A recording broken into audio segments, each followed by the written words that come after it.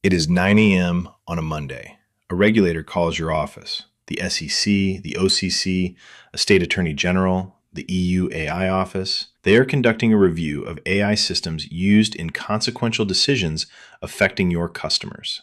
They want documentation. Specifically, they want the decision log for every consequential AI decision your systems made in the last 90 days. The inputs, the outputs, the model version, the human oversight steps, and any anomaly flags that were triggered.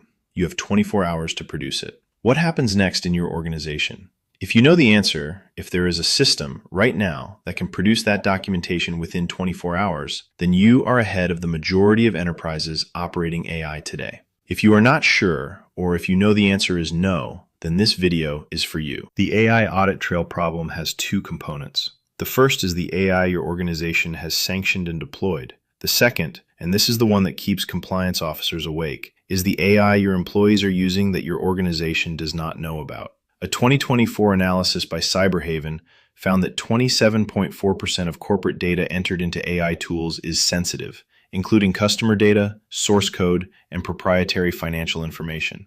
More than half of the employees who used public AI tools admitted to entering sensitive company information into them. And 38% of employees acknowledged sharing sensitive work information with AI tools without employer permission. This is the shadow AI problem. Your employees are making AI-assisted decisions using tools that leave no audit trail your compliance team can access. When a regulator asks for the decision log of your AI systems, they will also ask what AI systems your employees were using. And if the honest answer includes tools you did not sanction, the conversation changes character immediately.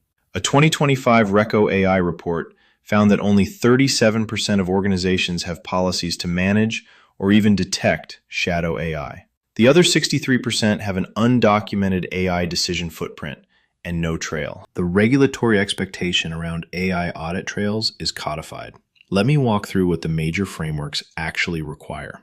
GDPR Article 22. Under the General Data Protection Regulation, individuals have the right to meaningful explanation for automated decisions that significantly affect them. This means that for every consequential AI decision involving a natural person, a credit denial, a hiring screen, a risk classification, your organization must be able to explain in plain language how that decision was reached.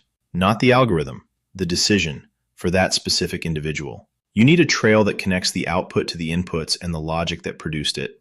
EU AI Act high-risk provisions.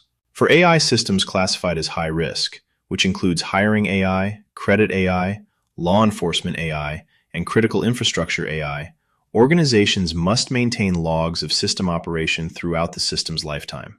These logs must be sufficient to allow for post hoc verification of compliance. Obligations go live in August 2026. Penalties for non-compliance reach 35 million euros or 7% of global turnover. U.S. banking regulators. The OCC, FDIC, and Federal Reserve have all issued model risk management guidance that applies to AI systems. SR 11-7 guidance requires that model decisions be documented, that model performance be monitored on an ongoing basis, and that significant model changes be validated before deployment.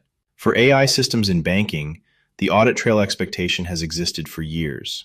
Many banks have simply not applied it to their AI deployments with the same rigor they apply it to traditional models. 3 frameworks, all requiring documentation that most organizations cannot currently produce for their full AI footprint. Building an audit-ready AI decision trail has 4 layers. Think of them as floors in a building, each requiring the one below it to hold. Layer 1, the inventory. You cannot audit systems you have not cataloged. Every AI system your organization operates or that your employees use for consequential work needs to be on a list. Name, purpose, data inputs, regulatory classification, and the population of decisions it produces. This is not a technology project. It is a governance project. It starts with asking the right questions across every business unit. Layer 2, decision logging. For every sanctioned AI system making consequential decisions, there must be a log. Input features, model version, output, timestamp, and any human review that occurred. This log needs to be tamper evident, retained for the required period, and accessible to compliance within hours, not days. Modern ML platforms have logging capabilities built in. The failure is almost never technical. It is the absence of a governance requirement that says this logging is mandatory.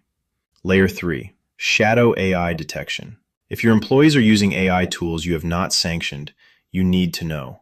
This requires network monitoring, endpoint management, and a clear, acceptable use policy that defines what tools employees may use and what categories of data they may not enter into external AI systems.